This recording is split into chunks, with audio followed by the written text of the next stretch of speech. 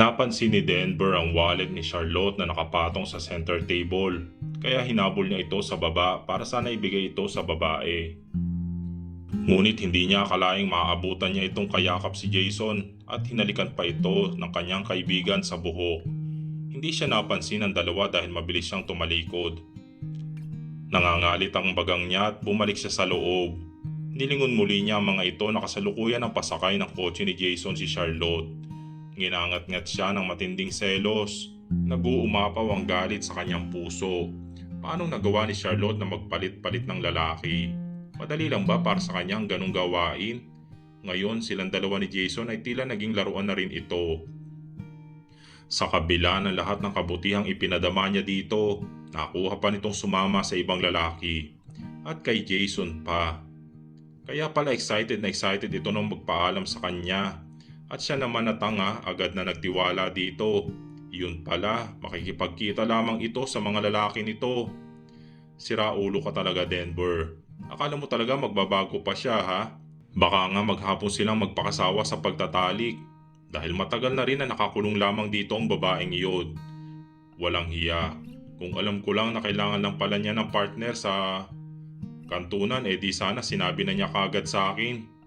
Hayop ka talagang babae ka. Makikita mo, magbabayad ka.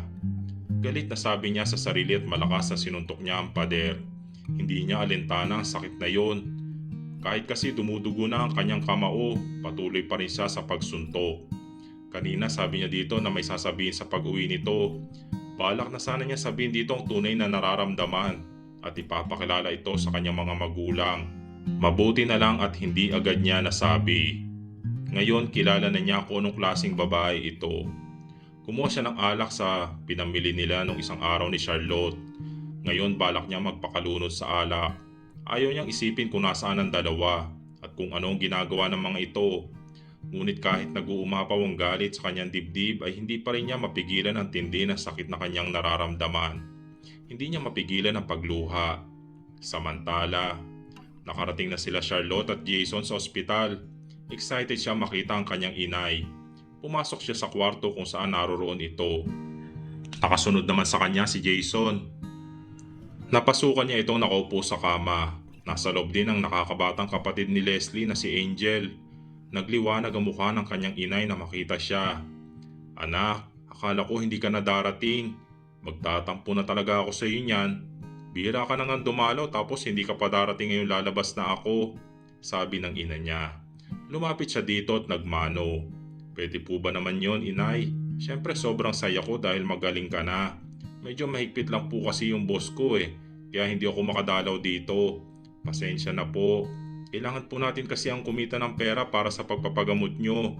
Buti nga po nakahanap ako ng mabait na boss. Kasi pina-advance niya ang buong sahod ko sa isang buwan. Paliwanag niya dito. Pasensya ka na anak ha. Naghihirap ka dahil sa akin. Medyo naluluhan itong sabi. Nay naman, siyempre okay lang po yun. Nanay kita Gagawin ko ang lahat para sa'yo. Niyakap niya ito. Teka, asan ba si Leslie? Tanong niya sa kapatid nito. Nagbabayad ng natitirang bill ni tita ate. Maya-maya lang nandito na yun. Sabi na nakakabatang kapatid ni Leslie. Salamat Angel sa pag-aalaga kay inay ha. Napakalaki ng utang na loob ko sa inyo ng ate mo. Wala pong anuman ate. Saglit lang po ate ha. Tatawag lang po ako ng taxi para masakyan natin pa uwi. Paalam nito. Wag na be, ako na lang ang maghahatid sa inyo. Biglang sabi ni Jason. Naku, maraming salamat iho. Napakabuti mo talaga.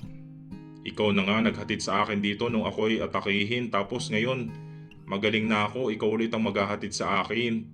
Masayang sabi ng inay niya sa lalaki. Wala pong anuman tita, kahit sino naman po gagawin yun. Nakangiting tugon ito sa kanyang inay. Hello people, this is it. Uuwi na si tita. Nabayaran ko na lahat siya. Nagkulang lang ng konti yung pera pero ako na ang sumagot sa kulang. Masayang bungad ni Leslie.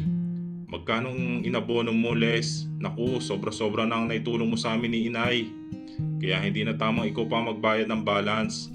Sabi niya sa kaibigan at binuksan niya ang shoulder bag niya para kunin ang kanyang wallet doon. Ngunit ilang minuto na niyang hinahalukay ang bag. Wala talaga ito. Kaya natampal niya ang sarili noon na maalalang inalis nga pala niya ito doon at ipinatong sa center table. Next time na pala, naiwan ko yung wallet ko sa bahay ng amo ko eh. Sabi na lang niya dito. Huwag na kasi, ilaan mo na lang yan para sa mga ilang gamot pa ni tita. Sabi nito. Sige na nga, pero sayang ha. Bala ko pa naman sana magsalo-salo tayo kahit konti sa bahay. Medyo naiirita niya sabi. Don't worry siya, ako na ang bahala. Salo naman ni Jason. Naku, nakakaya naman po kuya. Hindi mo naman po obligasyon na tulungan kami. Okay lang yon siya. Masaya lang kasi ako na makakalabas na ang inay mo. Nakangiti nito sabi sa kanya. Sige po kuya, ikaw ang bahala. Nakangiti naman niya sabi dito. Ilang sandali lang at lula na sila ng kotse ni Jason. Dumaan sila sa isang malit na restaurant. Bumili si Jason ng 3 bilao ng iba't ibang klase ng pansit. Sinamahan na rin niya ng maiinom at ilang klase ng ulam.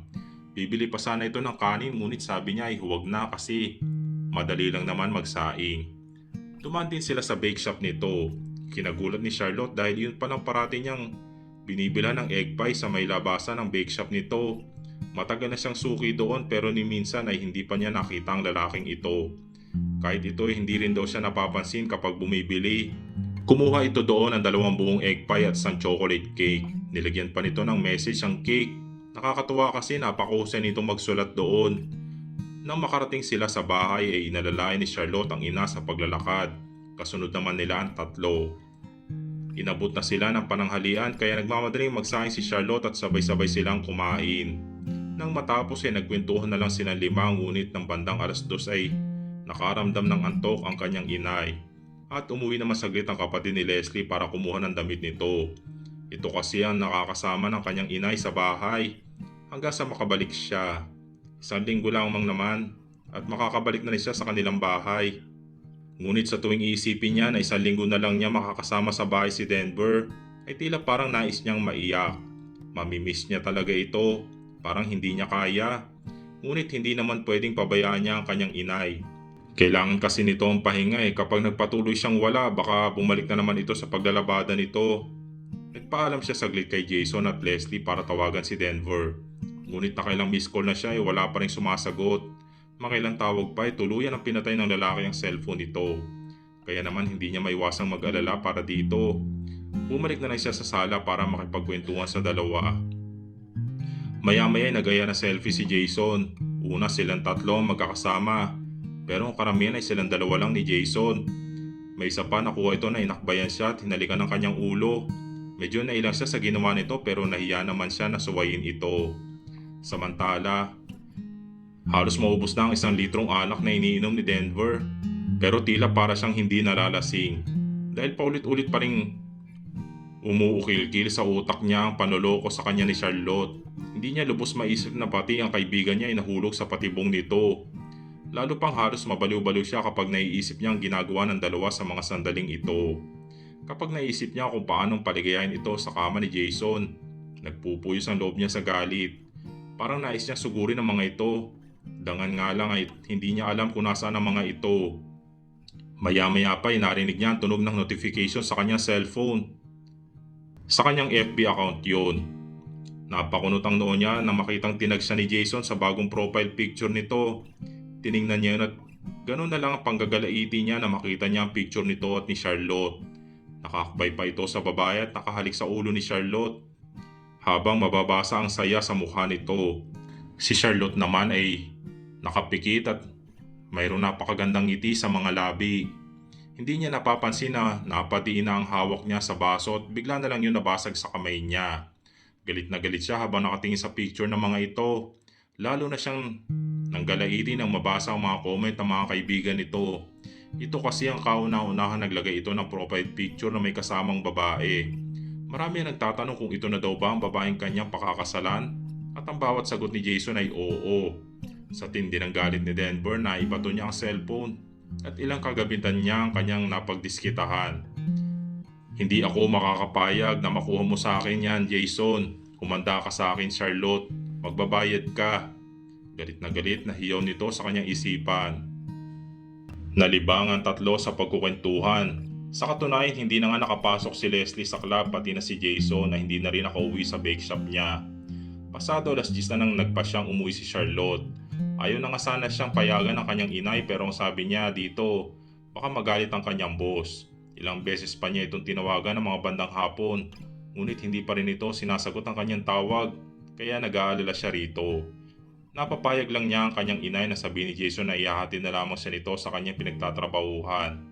Kaya naman heto, at lula na muli siya ng kotse ni Jason pabalik ng kondo. Pero bago sila tumuloy, sinabi niya dumaan muna sila sa bake shop ni Jason dahil bibili siya ng cake para ipasalubong kay Denver. Hindi na ito pinabayaran ngunit hindi siya pumayag kaya napilitan tong tanggapin ang kanyang bayad. Pasensya na talaga sa abala Kuya Jason ha. Imbis na magpahinga ka na heto at inihahatid mo pa talaga ako. Hinging pa umanhin niya. Ayos lang yun siya, maaga pa naman eh. Sabi nito, salamat po talaga. Kung maaari lamang sana na hindi na kita ihatid sa kanya. Mahinang sabi nito pero halos hindi niya naintindihan dahil mahina. Ano po yon kuya? Tanong niya dito. Wala. Ang sabi ko, kumusta naman ang trabaho mo at ang boss mo? Sabi nito. Okay lang naman po kuya, mabait naman ang boss ko. Kaya lang may pagkamasungit minsan pero kaya naman. Mabuti naman kung ganon, sabi nito. Pero baka sa mukha nito ang pag-aalinlangan. Dahil sa isip nito baka tuluyan ang mahulog si Charlotte kay Denver. At iyon ang hindi niya mapapayagan. Halos wala pang 30 minutes nasa harap na agad sila ng building. Hindi na niya pinababa ng kotse si Jason dahil gabi na rin. Saka nahihiya na siya dito. Kaya naman ilang sandali lamang umalis na rin ito. Samantala, nakadungaw sa terrace si Denver. Halos magliyab ang kanyang mga mata sa galit. Lalo pat nakumpirma niya si Jason talaga ang kasama nito mula umaga hanggang ngayon. Nakuha pa talaga ang kanyang kaibigan na ihatid si Charlotte dito. Humanda kang babae ka. Galit na lumayo siya sa terrace at naupo sa sofa kung saan nakaharap siya sa pinto. Para kitang-kita niya ang pagpasok ni Charlotte. Ilang sandali lamang inarinig na niya ang pag-unlock nito sa pinto at bumukas yun.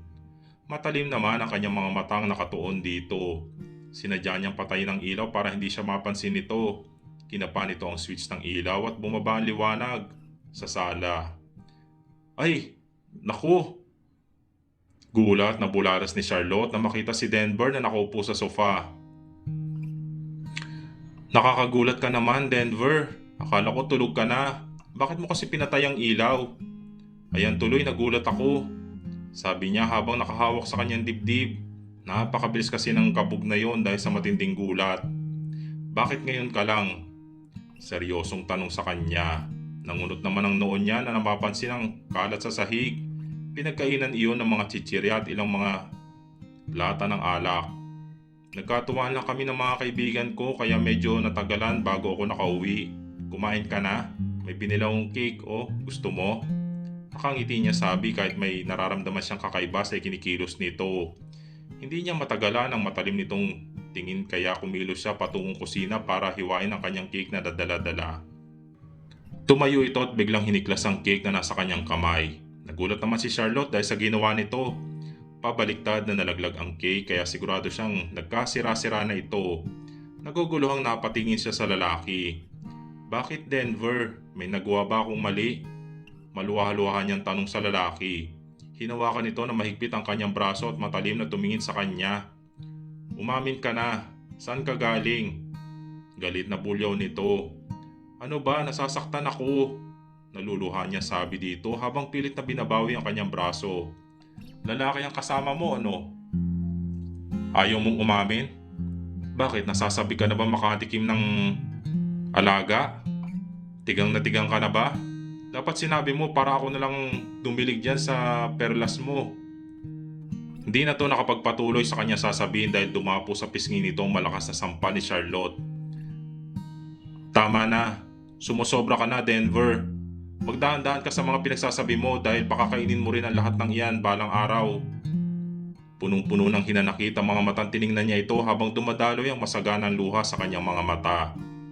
Hindi niya lubos maisip na ito ang sasalubong sa kanya. Bumalik na naman ito sa kagaspangan na ugali nito. Sumusobra na ito. Sobrang sakit ang mga binitawang salita nito lalo pat nanggaling ito dito. Nanggaling sa lalaking kanyang minamahal. Bahagyang natigilan ito Ngunit bumalik muli ang bagsik ng mukha nito. Hindi mo na kayang bilugin ang ulo ko, Charlotte. At ngayon siguro naman pwede ko nang kuhain ang parte ko. Huwag kang mag-alala, dadagdagan ko naman ang 100,000 na binigay ko sa iyo eh. Pero bago yun, maniningil muna ako. Pagkasabi niya ay marahas nitong pinangko si Charlotte. Habang ang babae naman ay walang tigil sa pagpupumiglas. Dinala nito si Charlotte sa kwarto nito. Pabagsak nitong initya si Charlotte sa kama. Pasalamat na lamang siya dahil purong kutsyon ang kama nito, kung hindi ay posibilidad na mabalian siya ng buto. Nagtaka siyang umahon sa kama ngunit naging maagap ito. Nahagip agad nito ang kanyang paa. Hinilas siya nito palapit dito at mahigpit na hinawakan ng kanyang dalawang braso na inilagay nito sa kanyang ulunan. Denver, parang awa mo na. Huwag mong gawin to. Magpapaliwanag ako please. Makinig ka naman sa akin. Pagmamakaawa niya dito. Pero tila bingi ito na nilalamon ng matinding galit sa puso. Mariin itong hinalikan ang kanyang mga labi. Walang pag-iingat at bahagya rin itong kinagat yun. Nasasaktan na si Charlotte. Mahapdi na rin ang kanyang mga labi dahil sa paraan ng paghalik nito. Pero mas masakit yun yung kanyang kalooban. Asa na ang lalaking minamahal niya? Bakit parang ibang tao na ito ngayon? Bakit pinaparusahan siya nito? Tila matid na ang kanyang mga labi at hindi na niya kayang pigilan ang kanyang luha. Na halos walang pakundangan itong pinisil-pisil ang maseselang bahagi ng kanyang katawan. Ngayon malayong umaagos ang kanyang mga luha sa pisngi at tila napansin yun ni Denver dahil tila tinigilan ito ng malasanang maalat at medyo mainit na likido sa kanyang bibig. Ngunit imbis na tumigil, marahas nitong iniwan ang kanyang labi at ang kanyang leeg naman ang pinagdiskitahan nito. Sa bawat halik nito ay kinakagat nito ang kanyang balat at hinihigop na parang vampira, kaya naman napapahiyaw siya sa sakit. Gusto niyang manlaban pero hindi siya makagalaw dahil ang mga brasong ito ay pigil-pigil ang kanyang kamay. Sa bawat pagkagat, paghigop sa kanyang balat ay nag-iiwan-iwan ng marka. Magulo ang isip ni Charlotte. Ngunit wala na siyang lakas na magpumiglas pa kahit pa inalis pa nito ang pagkakapigil sa kanyang dalawang braso. Hindi pa rin siya kumilos. Hinayaan na lang niya ito sa gustong gawin dahil sa bandang huli, sigurado siyang makukonsensya din ito sa ginawa sa kanya.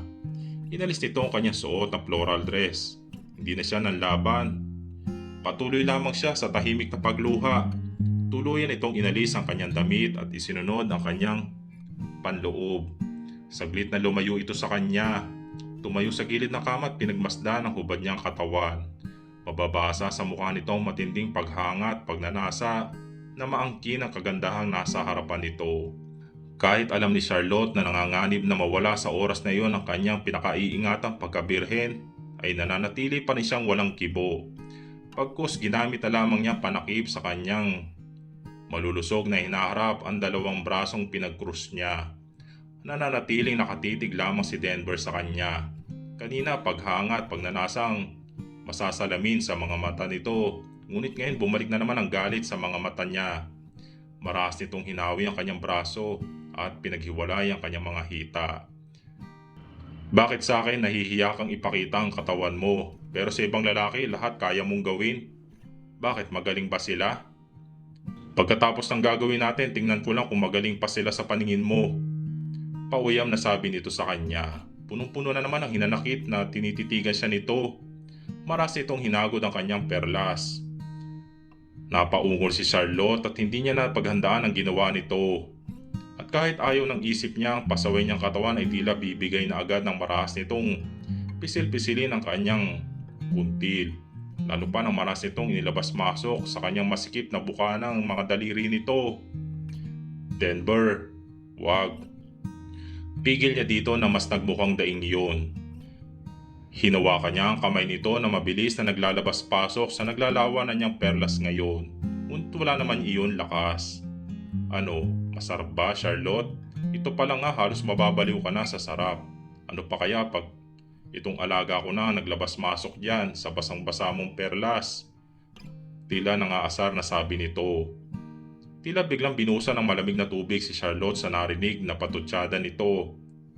Ang init na kanina lamang ay nagsisimula ng magdingas ay tila nadiligan at napalitan ng iba yung sama ng loob sa lalaki. Tinabig niya ang kamay nito na patuloy na lumalapas tangan sa kanyang perlas at akamang tatayo na sana, ngunit maagap na napigilan siya nito. Sabi ko walang aalis sa kwarto na ito hanggat hindi ko pa nakukuha ang parte ko.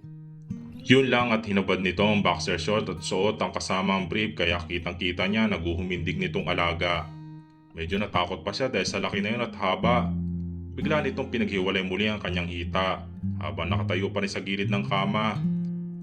Hinila siya sa dalawang paa para sumakto sa kahandaan nito at itinutok ang matigas na armas nito sa kanyang lagusan. Wag Denver, please, wag mong gawin yan. Hindi na niya natapos ang sasabihin dahil napahiyaw siya sa tindi na sakit na naramdaman ng walang pakundang ipinasok ni Denver ang napakalaki nitong alaga sa kanyang masikip na lagusan. Halos mawalan siya ng ulirat dahil sa ginawa nito.